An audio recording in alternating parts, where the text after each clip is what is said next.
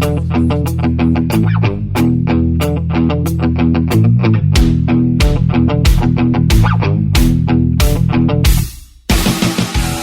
all, welcome back. Pumped to have you on board again after a little hiatus for another episode, and the first of many to follow on Greats with Garby. And we are back in a big way, literally 7 foot big, in fact, with one of Australian basketball's greatest ever.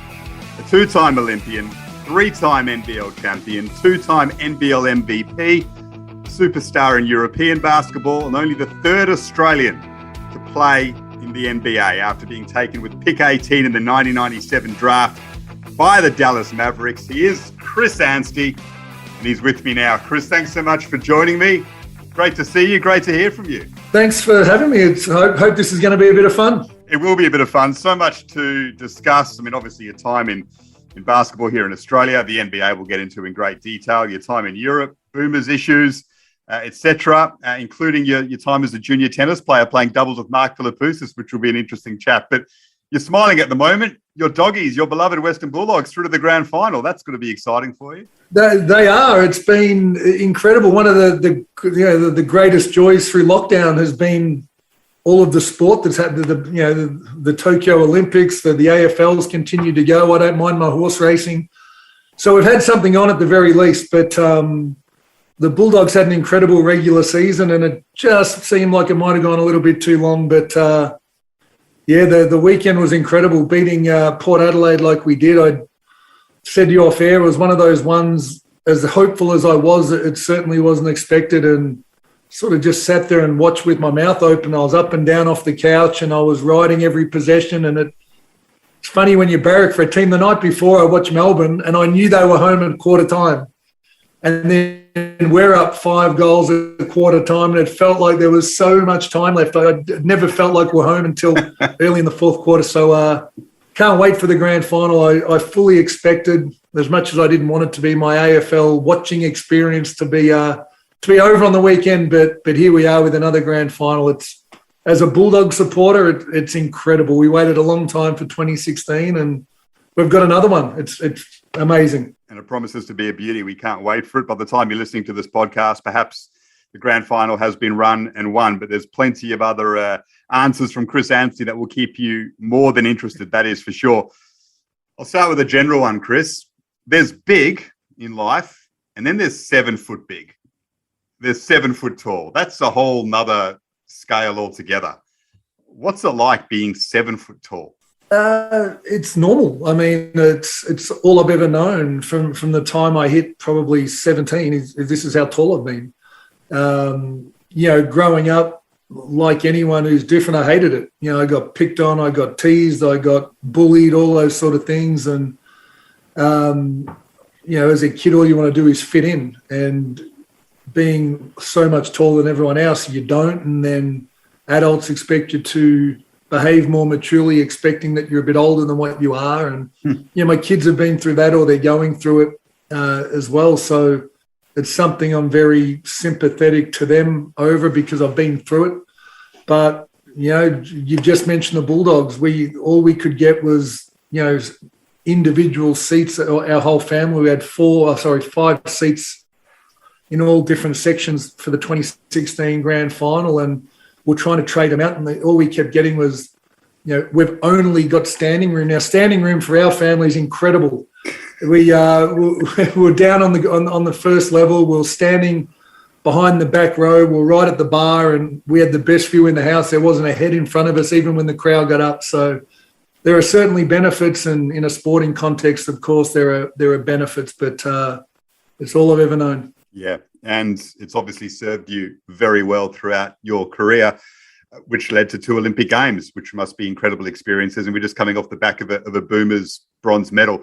Did you feel a part of that? I mean, everyone said, this is for the players who have come before us. Did you actually, in a tangible sense, feel like, there's a little bit of me in this achievement, in breaking this medal drought? I didn't. I was wrapped for them. It's something that I was a part of 2 Olympic campaigns, and we tried very, very hard to achieve what the boys did. And in Sydney especially came really, really close. we finished fourth. And, of course, when you get to the semi-finals, there's only one team that walks away without a medal, and that was us. So one of the best basketball experiences of my life became one of the more disappointing in the same period of time, and that's always an interesting emotion. But I missed Athens with an injury, and in Beijing we went in really, really confident, and a real smack in the face of how important every game was. We lost to Croatia by 15 in the first game, a team we'd beaten twice in the lead up in the weeks before. And as much as we then went and we beat Russia, we beat Iran, and we beat Lithuania for the first time in Australian men's basketball history and beat them by 30. One of the best games of basketball I've ever been a part of. We crossed over against the United States and we hung with them up till half time, but Kobe Bryant was too good in the third quarter and we couldn't get that done. So, we finished Beijing in 7th place and missed out on paper by a long way. But we felt that we were close. Rio, of course, the last one after London, a bad call away from a medal, and it felt like that was our chance. But this one, it just felt different. It did. Matisse Thybul coming in, the newly held culture nights that the group has, where the team as a whole, and they bring the Opals in as well, and they explore where they've come from, where they're going, and a real focus on living in the present. And I know there was a lot of money tipped in by the NBA boys who are on the team, and they wanted to make sure they left no stone unturned. But this one, it felt almost like it was meant to happen, and maybe a little bit of luck involved as well, because, Slovenia in their semi-final had a shot to beat France, and a block shot right at the end of the game by Nicolas Batum won the game for France. And with Aaron Baines being out for us, I don't think the matchup would have been any good for us in the semi-final if it wasn't Slovenia. So at some level we got a little bit lucky, but of all my memorable Olympic basketball experiences, I'd have to say that sitting down on the couch with my 6-year-old son and letting him stay up late and putting him on my knee just before the game started and telling him some stories. And of course we'd spoken a bit during the Olympic Games, but really doing my best to help him understand that he could be about to watch something historical and something that I'd tried to do but couldn't get done. And we spoke about Patty Mills and we spoke about Joe Ingles, and I've told a number of people in the time since that I still remember sitting on my dad's knee when he woke me up in the middle of the night to watch Australia win the America's Cup for the first time. I knew nothing about yachting, I still don't, but I knew that I was watching history, and that's what I wanted my 6-year-old son to have the chance to do. And so by the time we'd won, and by the time all the text messages went around, and by the time I celebrated with him and we talked a bit more, I think it must have been the latest night he's ever had. He didn't go to bed until nearly midnight, and I'd do it every single time over again. And it was just an incredible moment for us as ex-players to celebrate what they'd done. But to answer your question in a very long-winded way, I didn't feel a part of it. I think that would be almost selfish to feel a part of it. I'm proud of the fact that I was a part of the path towards building that team, but that's them. That's that coaching group. That's that playing group. They deserve it. From everything I know about all of the boys in the group that I know, couldn't be a more deserving group. So rap for them. A wonderful tribute. Well said. Ben Simmons wasn't a part of the group. You were quite outspoken against him for not choosing to be a part of the Boomers for this Olympic campaign. What is it about his decision that irked you a bit in the way in which it was handled? It's two ways. And we mentioned if he wanted to be a part of it, he would have been. I would have loved for it to have been a reset for Ben. Get away from the negativity that was Philadelphia and surround himself with a group of coaches and players who appreciate what he can do. I think the basketball public has focused a lot over the last year or two on what Ben's not great at, but he's great at so many things, and any team that Ben Simmons plays on in any league or any competition in the world becomes better. But I think Brian Goorjian said it best after the Olympics when they really drilled down on it. He said that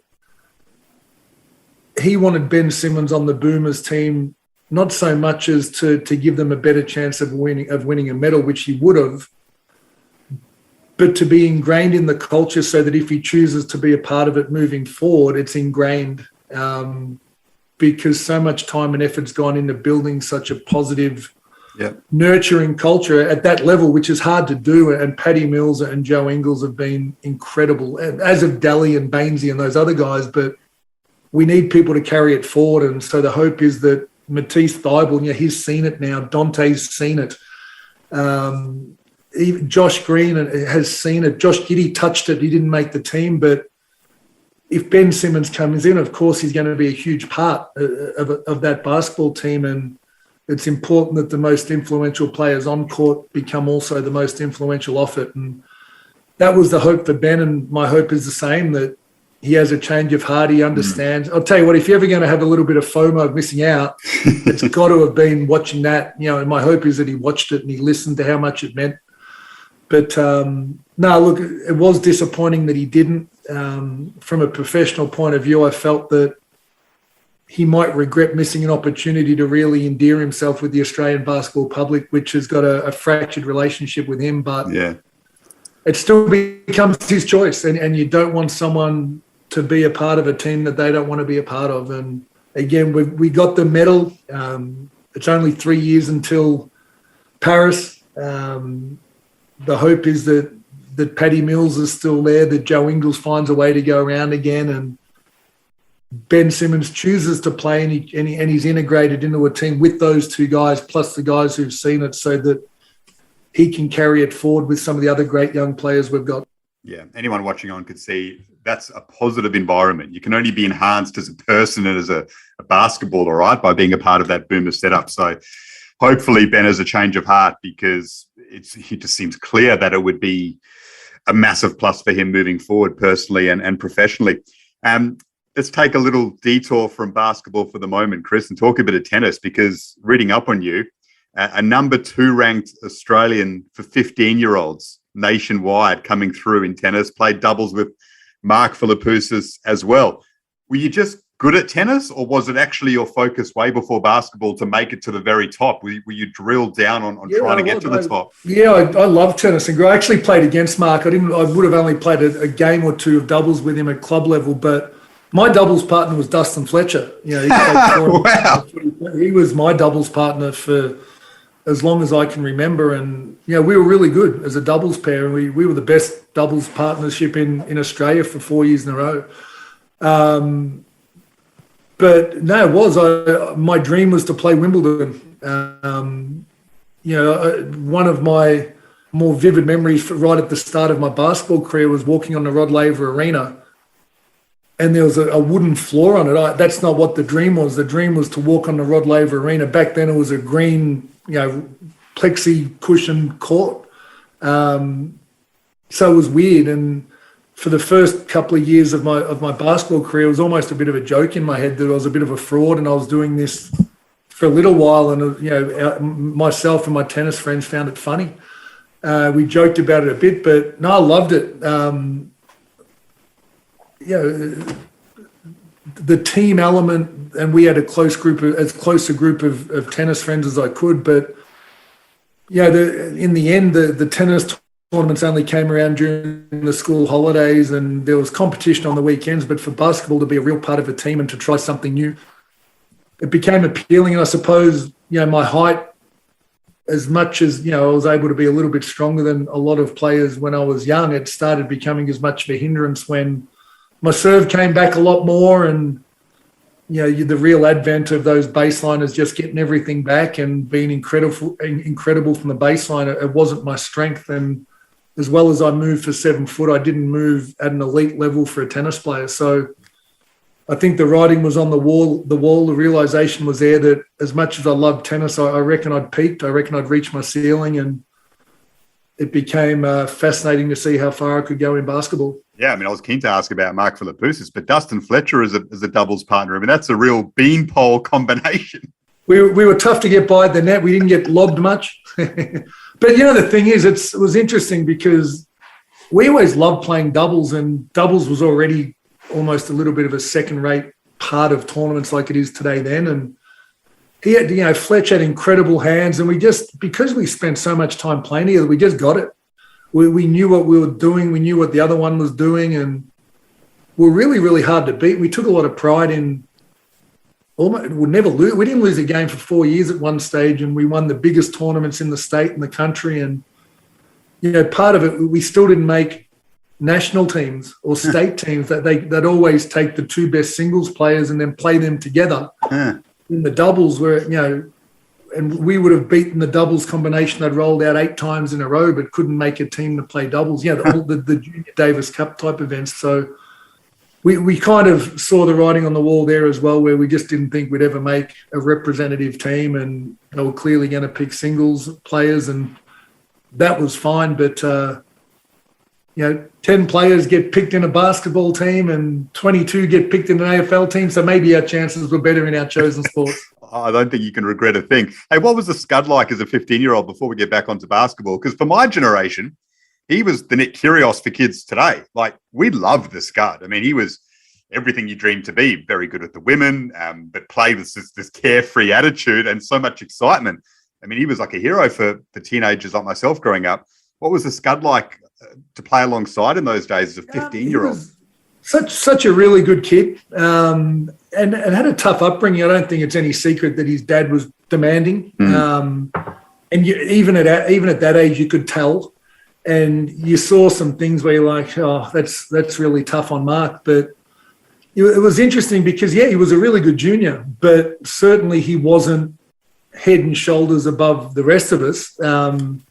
Some of the guys I grew up playing with, Joe Sirianni, for example, a name that some tennis people would know, but probably fair to say he was better than Mark as a junior. And the commentary as Mark progressed and improved, and I'll never forget sitting in the Lakes Entrance Caravan Park watching Mark beat Pete Sampras in the Australian Open. I think it was round of 16, and then went and lost to Todd Woodbridge, I believe, in the next round, or Mark Woodford. Mark Woodford it was, yep. Mark Woodford in the next round. And that's what Mark was. He was inconsistent, but there was a lot of commentary around Mark underachieving and not living up to his potential. But if you knew Mark as a junior, we sit back and marvel at how well he did, because he didn't move great. He wasn't a fantastic athlete, and he found a way to be one of the best tennis players in the world on his day. So I think the other way, where it was amazing to see how well he did. It was amazing to see him develop. It was amazing to see him grow into his own person out of the shadow or the influence of his dad. And he did it rough, and I'm wrapped for all his successes. That's really interesting, because so many people say the Scud, didn't achieve anywhere near his potential. You saw him as a teenager, and you've got a different perspective on it. That's really interesting. So at 17, you start saying tennis is not going to work out, and you move into basketball. And by the age of 19, you're in the Melbourne Tigers setup and developing as one of the guns in the Australian game. That's rapid. That's a rapid development. How did it happen so quick? I didn't have any bad habits when I started. The Melbourne Tigers junior team that I walked into was just such a nurturing group. They're one of the best junior teams in the nation. They'd won national tournaments, and I got implanted into training sessions with some of the best kids of my age in the nation. So I got to learn from the best straight away, and I was so far out of my depth. But one thing I could do was I could run and I could catch. And our coach at the time, Des Middleton, and then it became Al Westover, who became the coach of the Melbourne Tigers later on in his career and in mine. They were just so much more interested in development instead of win at all costs, which we see a lot in junior sport. And the amount of time that they both invested into me and everyone else, winning took care of itself. But I suppose when I watched other people, and even as we sat and we watched the NBL team train after us, there was nothing that they did that you thought, I don't reckon with hours and hours of practice, I'll never be able to do that. And so that's exactly what I did. That literally the old Albert Park Stadium, every single day, I would go down and I'd spend hours and hours and hours shooting and working on hook shots, and Al Westover had come down and rebound, or even Ray Tomlinson had come down, and the different people around Basketball Victoria were just always available. It was incredible. And as long as they were able to help, or even if they weren't, I knew how far behind I was, and at some level I knew that nobody was doing what I was doing. Nobody else was training for 4, 5, 6 hours a day. But I needed to because I felt like I was so far behind. But because I moved okay, and again, because I had no bad habits, when it started clicking, it did happen pretty quickly. Yeah, and it clicks in a massive way because in 1997, you are drafted by the Dallas Mavericks, pick 18 overall. A few gun players go ahead of you, Tim Duncan, Chauncey Billups, and Tracy McGrady. I've looked through it, though, Chris. There aren't too many guns after you. That's always a good thing, isn't it? When you look through the list and you went, all right, there's no one that can be an embarrassment for me that came after the Dallas first-round pick. Yeah. No, look, it was a whirlwind, and, in the interim, of course, I got to meet and then play for Brian Goorjian and the Southeast Melbourne Magic, and lift weights with Brucey Gray, who's the best strength and conditioning guy I've ever known. And that was what got me there. I couldn't, as skilled as I was or I was becoming, I'll never forget the day when I caught the ball in the block against Mark Bradke, and my skills were developing a bit. And he was a little bit grumpy, just put his forearm in my back and marched me off the court and into the first row of the seats. And I thought, I can be as skilled as I want. If he can do that to me, it doesn't matter how skilled I am, I'm not going to be able to play. So I invested really, really heavily into my strength and conditioning, and that was clearly very helpful. But getting to the NBA, it was a different level. It was that again, but with size and athleticism and ability, and people had been playing the game since they could walk. It was very foreign for me, and I hadn't grown up watching the game, so it was a blessing in some way because I wasn't daunted or intimidated by too many people, because in actual fact I didn't actually know who they were. But at the same time, my instincts and probably my creativity wasn't at the level that others who'd played the game since they were kids had. So it was a great experience. I mean, it's not many Australians at the time had played in the NBA, and I'm very proud of my 26-point game against Boston and being able to start dozens of games and having some really successful months. Not quite good enough to earn that second contract, but good enough to, in my mind, for a 17-year-old tennis player to play a few years in the NBA worked out pretty well. Yeah, and looking through your stats, I think you don't get enough credit for your time in the NBA, even though you only lasted 3 years. But take us through the draft experience, because 97, the internet's just kicked in, but it's not really a part of the way we function. Obviously, social media's decades away.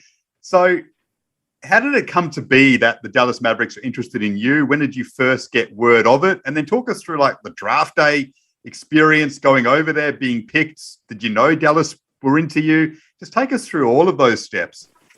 So the first I knew they were interested in me, back when I was with the Magic, we used to do exhibition game tours and we'd play colleges.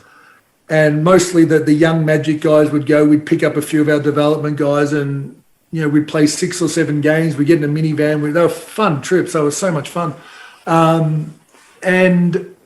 We played some big schools. We played some average schools. And again, my collegiate basketball history was non-existent, or knowledge was non-existent. And, there was a game that I played that, one trip we played Texas and we played Arizona. And, I had a good game, and I knew there were a lot of people there, but I didn't know how big a school Arizona was and the reputation it had. And I had 30-odd points and 15-odd rebounds. And apparently, who the hell's this kid? And, Arizona were one of the best schools in the nation, and we did the same in Texas. But our team had been together. So I guess people saw me play on those tours, and, it wasn't until January of the year I got drafted where Brian Goorjian called me into his office and he goes, you're going to have to get an agent. I'm sick of taking all these phone calls from NBA scouts. And I had no idea that it was real. And so I did. And he sheltered me from it for the rest of that season. But I spoke to the Mavericks on the phone. I spoke to other clubs on the phone. It became real. And as for draft day, I didn't go. We were in the middle of an NBL season. We played the Sydney Kings on the Saturday before, and the draft, I think, was on the Friday morning. So I'll never forget the feeling of relief when we played the Kings and it was done, because as as interesting and as exciting as the experience was, it was really awkward, feeling like somebody was watching absolutely everything you did. And I just felt this sense of pressure and wanting to sit the right way on the bench and make sure I gave high fives all the time. It was weird. Wow. But so that the second that game finished, I knew in my heart they've got everything they're going to have. I can just take a breath now. And so on draft day, it was, I still think it was, I probably got this wrong. I think it might have been Steve Quartermain, but he'd organised the green room or one of the rooms at the TV station in South Melbourne for myself, my team, and some of my close family, or my family and some of my close friends to watch the draft. They'd have it streamed in because it wasn't streamed here. So we did weights in the morning. I put on a pair of jeans and the club polo shirt. We had lunch and we went on into the TV studios and we watched. And all I knew going in was that the Chicago Bulls were going to draft me with the last pick in the first round if I was available. So having said that, until it happened, I was never sure. But going at 18 was a surprise. I knew that I actually got selected by Portland, who had on the same day had traded me to Dallas within a minute or two of drafting. They'd organised that. That made more sense in my head because I hadn't spoken a word to Portland. But, you know, you put the obligatory cap on and you put the singlet on, you do a few media interviews, and then we went to training. So, and it was the most fun, relaxed, because part of the emotion that I felt was a little bit of embarrassment and a little bit of guilt because, you know, I got guys sitting next to me like Sam McKinnon and Jason Smith who were still better players than me, and I knew what that would have meant to them, but it was me getting drafted, and it was a really interesting, emotional day. But as soon as we got on the practice court and all the jokes about not being able to touch me or go near me because I'm worth millions, all done in the right way, but it was just fun and it was light and it was one of the most fun sessions we've had. We went out and we played Sydney again that weekend at home, just with one of those quirks in the draw. We beat them by 35, and it was just free and it was loose and it was incredible. So, you know, I finished the season. I didn't actually get to Dallas. I never set foot in Dallas until I got there. Actually, I went for the summer league and did all my contract and all that kind of thing, and straight back, finished the NBL season, had the under-23 World Championships, and, you know, got there in time for preseason camp. But certainly not what it is today, you know, flying over, being there for the draft, all being streamed, having a social media account. Everybody knows who you are around the world before you get drafted. But they're very, very different back then. It was still a big deal for us in Australia, enormously so. I mean, Longley was there. Gaze had played like 7 games, I think. You were the third ever. So it was massive. And you were a youngster. You came out of Australia. I mean, Longley had been in college already. So you were the NBL product, which I think was hugely exciting for Australian basketball fans. So with that in mind, what was it like when you finally get over there and you haven't played in an American basketball system at all, and then you're thrown into, as some would say, the big bad world of NBA basketball where there's egos and excess and all of those things? What were your first impressions? That, about how excessive it was, and you know, I'd come from a culture that was incredible, and you get thrown into a locker room where no one really gives a shit about anyone else. They're all about their own improvement, especially in a team that's not very good, where you're battling for roles and battling for opportunities, and really you're battling for a bigger contract. And that was a really stark contrast to what I was used to, and really stark to what most of us know Australian sporting culture to be, that real mateship, you know, in the locker room that wasn't nearly as apparent over there as what it was at home. But as much as anything, it was just literally the size and the athleticism and the skill. It was just, everything was a level up. And I was really, really conscious that I had to improve really, really quickly, because where I was when I got drafted wasn't an NBA player. I needed to improve. I needed to teach myself how to shoot. I needed to move better. I needed to get stronger again, and just needed to put in hours and hours more than everyone else was again. And it was hard, but it's at the same time, like I said, memorable. There were times when I was going so bad that Don Nelson, who was the coach of the Mavericks at the time, he tapped me on the shoulder and, all right, what injury do you want for a couple of weeks? We're putting you on injury reserve, and there's nothing probably more embarrassing to you get to a road game. I'll never forget it. The San Antonio, we played a game in San Antonio. I was on injured reserve, but I was fit as anything. For those basketball people listening, you do 10 in a minute sprints, so you're up and back, and you've got to get 10 done in a minute. You normally get it done in mid 50 seconds, but when you got to do 10 of them in a row with only a minute in between, and you've got all the corporates coming down the courtside seats, they're all drinking their beers, they're all eating their hot dogs, and here's you busting your ass and almost to exhaustion on the sideline right in front of them, and they're just giving it to you. You're not good enough to play. Come on, rookie. All this sort of stuff. It's tricky. So there's a lot of that type of thing goes on as well. But I wouldn't change it for the world. I learned plenty about the NBA. I learned plenty about myself. Had a lot of great times in there, and at the end of the day, I made enough money to set my ex-wife up and the kids. But no, great memories. I'm sure. Your stats, like first season in the NBA, in a team that's battling, you average 16 minutes, and in those 16 minutes, you average 6 points and 4 rebounds. That's not bad at all in 16 minutes of basketball in a team that's really battling. So you showed a fair bit early on. Yeah, I had my moments. I had good and bad. I was inconsistent. My best month was later on. My numbers didn't look anywhere near that until we got to probably February, March.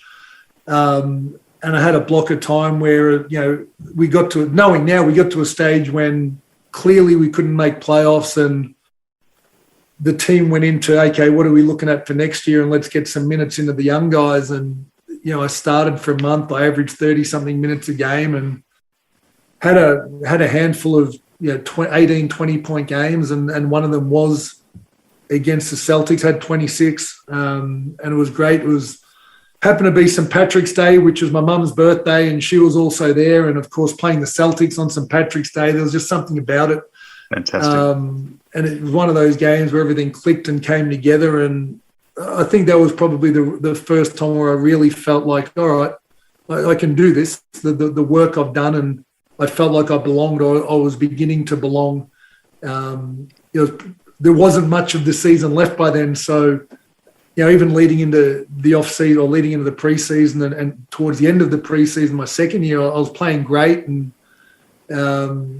by way of matchups, one of the early games, coach decided to start Sean Bradley, 7'6" center on our team, for a matchup reason. He hadn't started all preseason. I was going to start, and started Sean game one, and Sean played off his brain, and I got buried behind that, and Sean held on to that spot, and I missed the boat. A little bit of misfortune, a little bit of, I'm sure, my own fault, but just didn't quite get there. Yeah, I was going to ask about Sean Bradley. 7'6". Growing up, we all remember him being drafted pick 2. What was the relationship like between two really tall white guys on the same team? Yeah, I'm not used to being around people who are 6 inches taller than me. He was great. Sean's a wonderful human being. Was always great to my family, was always great to me. He was another one of those guys that probably, fair to say, Sean didn't work as hard as a lot of the other players. And, would have always been fascinated if he had that same sort of work rate and invested in his body a bit more, as to what he could have been anything. But really sadly, recently Sean's been paralysed, had an accident, and I know he's not doing fantastic. And, more than anything, he was just welcoming. He was wonderful to us, and, I hope he's doing all right. Yeah, that's sad to hear. The second year, a guy called Steve Nash comes into the squad after being traded across to Dallas, and you draft a player by the name of Dirk Nowitzki, 2 legends of world basketball forever and a day. I mean, could you spot something special in Dirk straight away when he arrives as a raw kid? And what impact does Steve Nash have on a basketball group? Yeah, look, we lived in the same apartment building, and that was also the year that we had the player strike, the lockout. So we spent a lot of time training together. Steve, I've never known someone, I know this term gets thrown around, I've never been around someone who works harder than Steve. To this day, one of Steve's favourite sayings, or famous sayings, is, if everyone worked as hard as me, I'd be out of a job.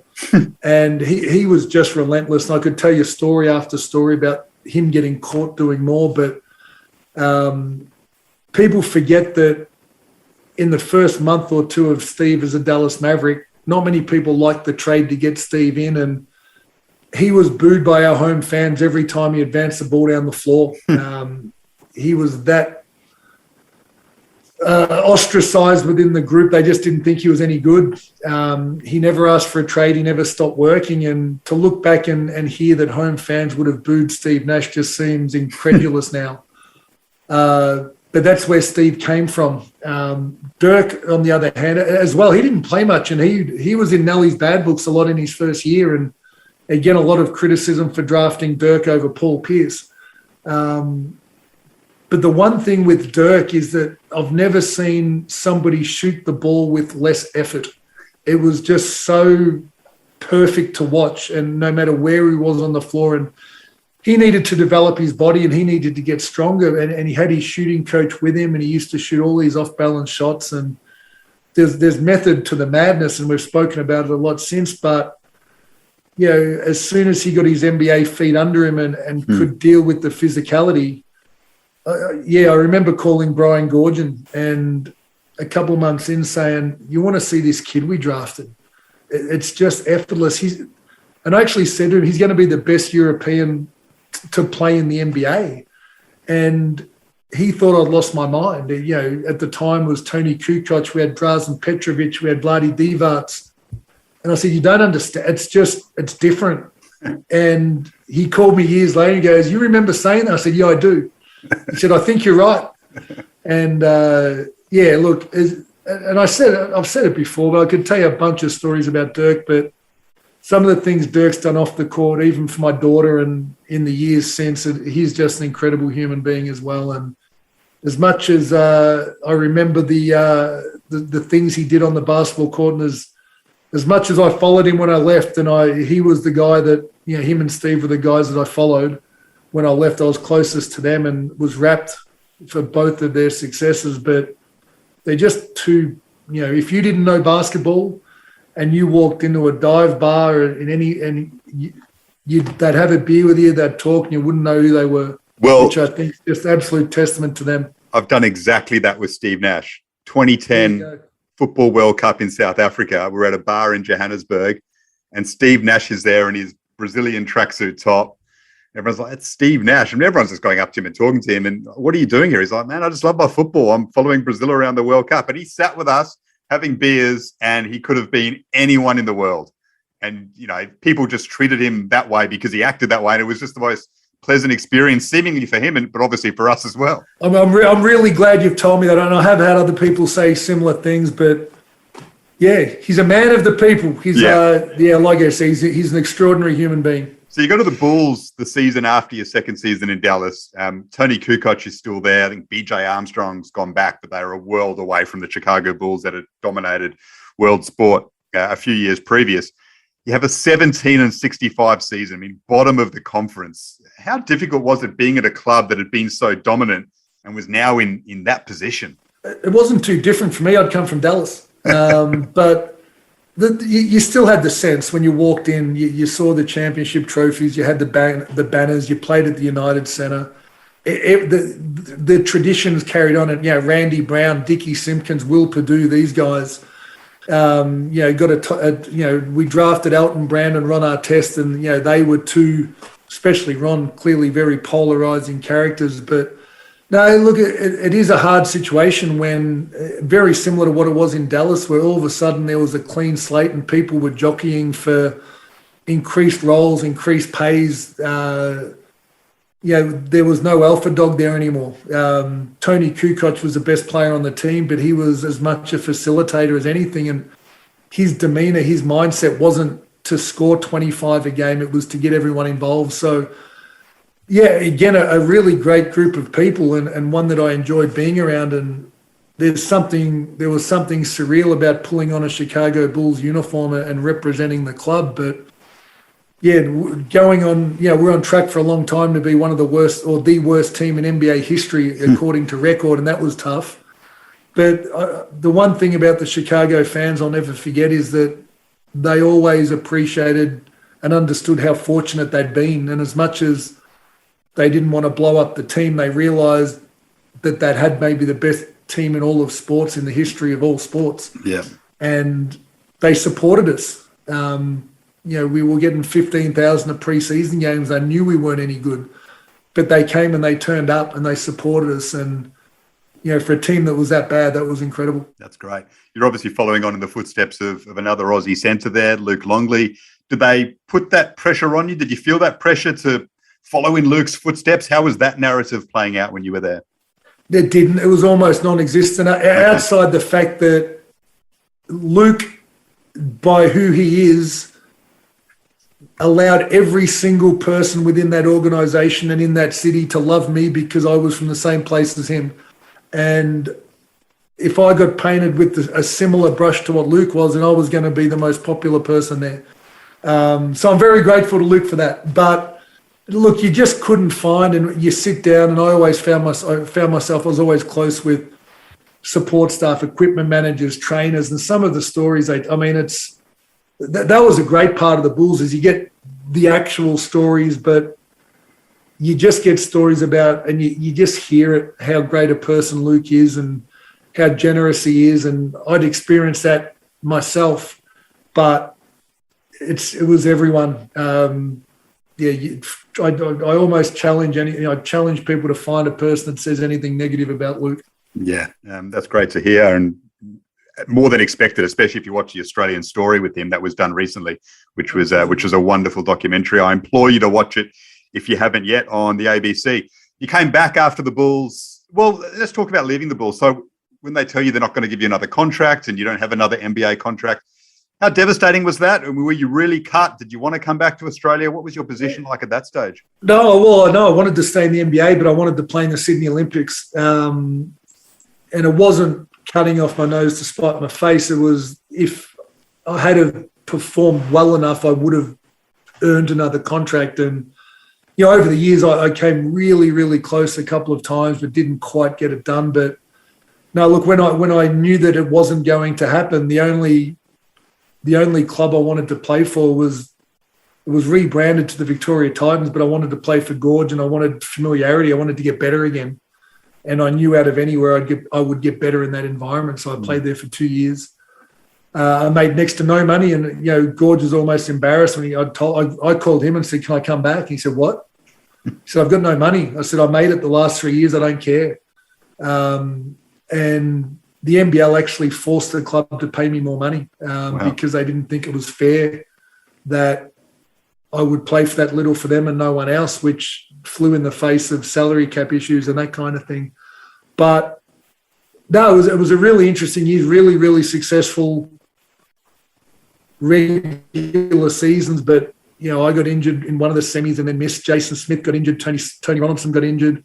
All in finals. So we lost in the semi-final 2 years in a row. So it was, probably all in all, they were empty years looking at it from that perspective, because we really felt we were the best team in the NBL, but we just didn't get it done. And then the Victoria Titans folded. So it was really, really quick.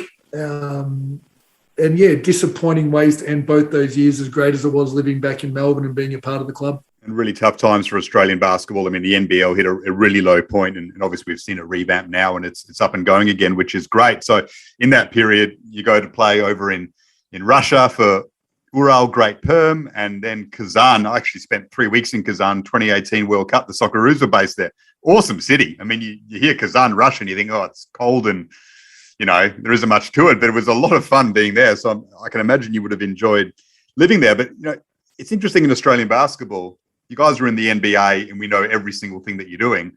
Obviously in the NBL, we can watch you really closely.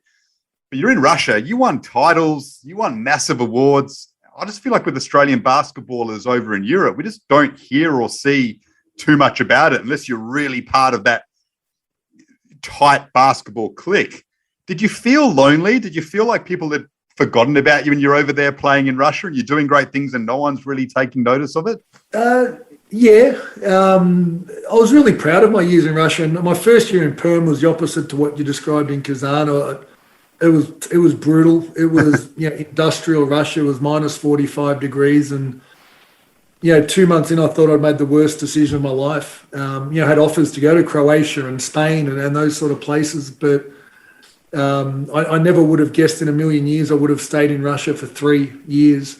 But you're right, Kazan was a lot more bearable. Middle of winter, it's still minus 30, minus 40 degrees. It wasn't quite the World Cup weather that you experienced, but yeah, the climate was brutal. But yeah, it was, part of it, one of my most I won a most valuable player award in my first year at Ural Grade in a European competition for the whole league, and was one of those ones I won it, and a couple of people from home went, "Hey, did you win?" I'm like, "Yeah," and it was good. And they didn't really associate the level of the league, I don't think, but it was one of the biggest awards I've ever won. And in my second year in Kazan, we won a European championship, which represented the first European championship that Russia had won in any sport since it was accepted into the European Union. And that was a massive day in Russia. It was a massive day in Kazan. That they had holidays, they had parades, they put on all kinds of celebratory events for us. We were literally treated like kings. But then, as you say, the distance became, you'd go back to I'd go back to my 2-bedroom apartment. I'd sit there and there was no internet, there was no social media. I'd have my box set of DVDs and I'd press play. And that was what it was. And it was one of the driving factors to coming home, was I wanted to share what I did well with my family and friends. I didn't want to finish my career and nobody know about it. And even, my parents go, "Yeah, it would have been nice to see Chris play." And they came over and they visited. And mum and dad were there when we won the European Championship, and they had a sense for it. But I think with anything, if you do something well, you want to share it with people. And that was outside of, that and my daughter. I just wanted my daughter to be around other kids who spoke English and to have a summer. As soon as she came home and we'd enrolled her in kindergarten for the whole year, and we put her in for a week before the holidays, and the difference in her in 1 week, I'm like, all right. I called Al Westover, who just become coach of the tie. All right, let's do this. I wanted to share what I did in front of my family and friends. I wanted my daughter to be in Melbourne. The only thing I did, the only, I guess, trivial thing that I wanted as part of my contract, I said, I don't think anyone had done it, but we have the corporate boxes that sit alongside of the court. I said, I'm not asking you to give me one, but if there's ever one available, and I knew they hadn't sold out and they don't sell out every week, I want the opportunity to buy it at cost price. And that way you're not losing money. Yeah. I'm not spending a fortune. I get to put my family and close friends right on the court. I can interact with them during the game. They can have a few drinks. We can go out afterwards, and I can get that real enjoyment from playing basketball again and share what I'm doing with them. And that's exactly what we did. And those years at the Melbourne Tigers were not only some of the most successful I've been a part of, but geez, they were fun. Just reconnecting with family and friends, sharing what I did. And yeah, it was great times. I can imagine so. I mean, to be honest, Chris, you took the piss. 2 championships, 2 MVPs, 2 finals MVPs. You led the league in blocks for 4 years in a row, rebounding for 2. Did you feel as dominant as those stats suggest for those few years?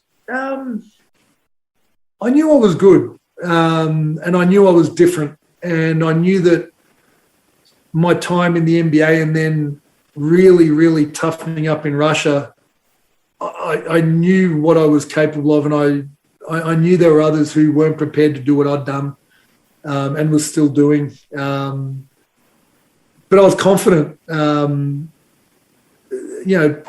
than anything, I was confident in my teammates. I've always been an advocate that you want, everyone's there because they do something great, and there was a sense of they hadn't really had that opportunity because their teammates over the years before had been so talented and so dominant. Gaze, Copeland, Bradkey, there wasn't much more to go around with the way that Lindsay Gaze rotated his team, and I wanted to be a part of something different. And the years Dave Thomas had and Steve Hoare had and David Stiff was incredible, but as much as anything, Darryl McDonald, I came back and said, we're going to be starting DMAC. I said, isn't he 40?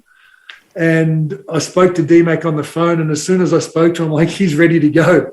And the things he was able to do and the IQ of DMAC and the way he saw the floor, I'd like to think we made each other's lives easy. And by extension, we allowed everyone else's games to be a little bit easier because we're able to create space. That they were great teams. So to answer your question, no, but my team allowed me to be that player, and they entrusted me to be that player when it mattered. But no, it's probably more, I suppose, looking back now that it's been done for 15 years or so, it's, I was playing well. When you're the main man in the league, pretty much, when you're the number one name in Australian basketball in the NBL, your team's star player, did you battle it all with trying to maintain that and trying to be the spokesperson for your team? And at that stage, probably just about the spokesperson for the league, a league that's still battling a little bit in that NBL lull period. How did you deal with all of that? Yeah, I felt I hate losing. I don't like losing, and I can't stand non-competitive efforts. And that was what we became as a team. And it's funny, there's a moment we played Perth in a semi-final in game one in Perth. We'd been up all game. They fought back, and Perth are tough. They always have been.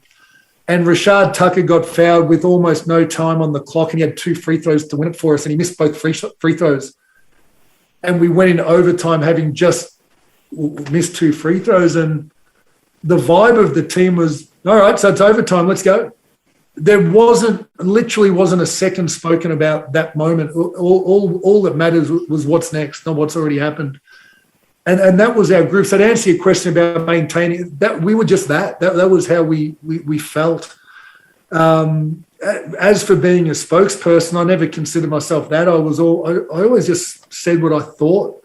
I never wanted to be someone who sat on the fence. I had to be that a little bit more later on when I coached, but I got a bit of flack as being disrespectful. I think we were playing Canberra one time, and they asked about Canberra's players, and we needed to win to make. Said, look, let's be honest. If we can't beat Canberra, we don't deserve to win a championship. This is a game we just should win. We need to win. We're a better team. And maybe it came across as being disrespectful, but that's how we felt.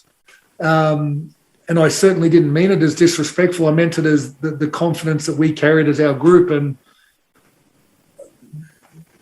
so spokesperson, maybe, but for me, I was just trying to, and I was really conscious of not just throwing the party line and saying something just to not create controversy. I wanted to actually have a bit of a voice, and if that's what it was, then great. But as you said, the league was struggling. Our home fans are incredible. Playing at the Cage, I mean, we sold out nearly every game, and the vibe in that place, ask opposition teams who came in, it was loud.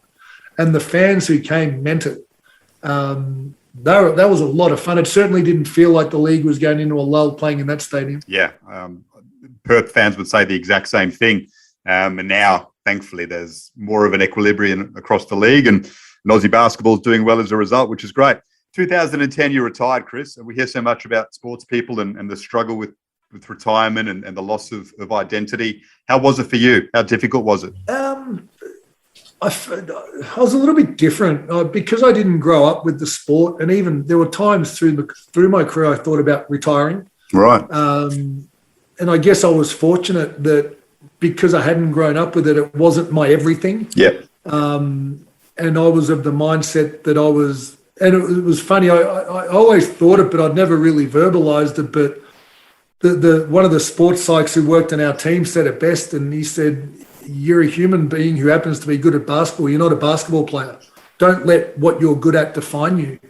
And that was perfect for me. I never wanted it to define me. It was still hard because I was going to have to do something completely different. The tricky part is people still speak to you as a basketball player and don't really have much interest in anything else that you're doing or opinions that you have outside of that basketball sphere. So, a little bit tricky, and it took a bit of time. I suppose the other thing is when you're in a basketball environment, I hope this doesn't sound wrong, but people who come to the games and come to the functions tend, not literally, but to speak up to you because they're there to watch you. And you're almost, as an athlete, put on a pedestal, and all you want to do is you crave to be just with everyone, like Steve Nash. Yeah. And that's what I loved, finding situations like that. I found it awkward when you couldn't be that. So, yeah, it was hard to just fit into normal, especially standing out at 7 foot tall, because it wasn't hard to put 2 and 2 together and figure out that I did stand out and who I was. And it became a little bit annoying. But, yeah, just finding that next passion and next love took a little bit of time. But I think I was fortunate that I'd been financially pretty successful and I didn't need to go and get the first job that came about. I was able to take my time and work towards something that I really enjoyed without that financial strain. Yeah, I mean, that's a luxury, of course. As I'm sure it would be watching your daughter play in college in the USA. Izzy Anstey, 6'4". She's at UCLA. I mean, what an incredible place to go to school. And she's making her way through the game at that level. How much joy and pride do you derive from that, Chris? More than anything. As I do with my sons as well, with anything that they do. Izzy's walking her own path. She's, I get it that she's my daughter. I get it. We share the same surname, but I've never wanted her to be just attached to me. And I say that in a positive way, I hope, but she's a tough kid. She's got to figure it out for herself, and she's had her ups and downs. She's had injuries where she's missed Australian teams, then she went and made Australian teams.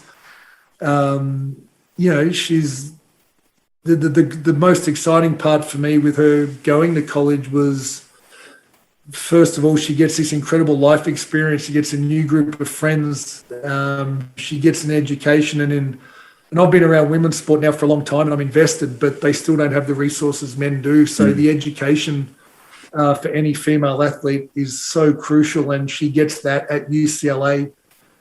And then she gets the basketball on top of that. I can't wait to see the person she becomes. I can't wait to hear about the experiences. I love the phone calls. She's up in Northern California visiting friends at the moment, and we're locked down. I keep telling her, if you're homesick, that you're not missing out on anything back here. But very proud of her, very eager to see her path, to see what she chooses to do. But just to hear about the stories and hear about her life. And I did the same thing. I moved away from home and I moved overseas, and I grew up, and she's going to grow up. Really, really proud of it.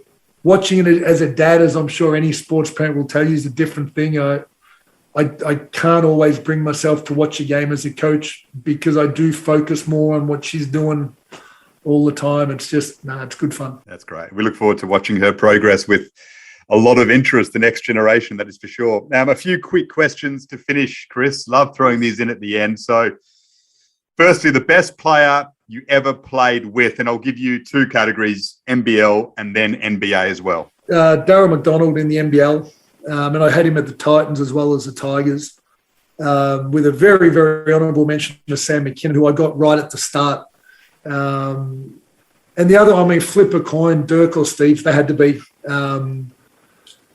Steve became that hardest working guy. And the irony is they weren't the greatest when I played with them. I'd probably actually say the greatest I played with in that moment was Michael Finley. He was incredible. He's one of the most underrated NBA guys that I ever saw. He just didn't get nearly enough credit for how unbelievable he was, but clearly it was Dirk and Steve that became the greatest. Best you ever played against in both categories? I played against Michael Jordan, so how do you put anyone higher than him? I played against LeBron, but probably as someone that I actually had to match up on, Shaquille O'Neal was just another thing. It was like running into a steel pylon and expecting it to move. He was just so big, so strong, so athletic at the start of his career, and it was the closest thing I've known to physically dominant. It just seemed impossible. In the NBL, best you played against? Mark Bradkey. Yeah. For me, he was the measuring stick, and of course with John Dorge. I feel bad not saying Dorgy and Tony Rollinson and those guys because they were my teammates. And the year I was at the Tigers, I played a minute a game, so I didn't play against them. So taking out my own team, yeah, it had to be Mark Bradke. He was the guy that would beat me up, and he was the guy, even as I went through my career, I knew that if I could start feeling like I belonged on a court that he was on, I was going really, really well. And I started thinking that towards the end of my time, the first time round at the NBL, in the NBL. I've got to get back to Shaq. So what's it like when the young beanpole Aussie rolls up alongside Shaquille O'Neal in the paint? Does he address you? Does he trash talk you? Does he take notice of you? What's going on there? All of the above. But he's actually one of the nicest guys and funniest guys you could meet, and knew my name. And even when he came to Australia, there's a lot of people will tell you the old Melbourne Tigers training facility would organise scrimmages and closed gym scrimmages that he'd participate in and loved it. And we'd have functions and he'd call you over and he'd call your mates over. But, the first time I guarded him, he, backed me down and it was like a Mack truck backing into my chest. And as he spun, clipped me across my cheek. And I've still got the scar under my eye. And as I fell and, looking through blood because he'd cut my cheek wide open, I got this very memorable instant in time where, if the Shaq, the Reebok logo with Shaq holding onto the rim with his knees around his throat, I saw that from the ground. And I took solace in the fact that I heard the referee's whistle at the same time, and I thought all the cliches, at least I've put my body on the line for my team and I've taken a charge and all. I turned my head around from the ground and I looked at the referee and he's calling a block, and I'm like, he's just put me on my ass. He's cut me open. He's dunked on me. I've gone into the locker room to get staples in my face, and he's on his way to having 30 and 20 probably. But that's how it felt every time you had to go. You just prayed for a double team. Absolutely brilliant. Maybe not your proudest moment on the court, but a nice story to end. And I think everyone can assess that the career is more than something to be proud of. One of the greatest Australian basketball has ever produced, Chris. So we just thank you so much for sharing it with us. It's an awesome tale with so many twists and turns, and I was enthralled. I'm sure many other people were. So thank you so much, and good luck with whatever the future holds. But it's certainly a career that Australian sport will cherish. Yeah, mate, thank you. Thanks for having me. And it's always good to sit down, have coffee and have a chat. We're locked down, so I've got all kinds of time. But again, thanks for having me. Really enjoyed it. Thanks, Chris. No, anytime. But genuinely, thanks for having me.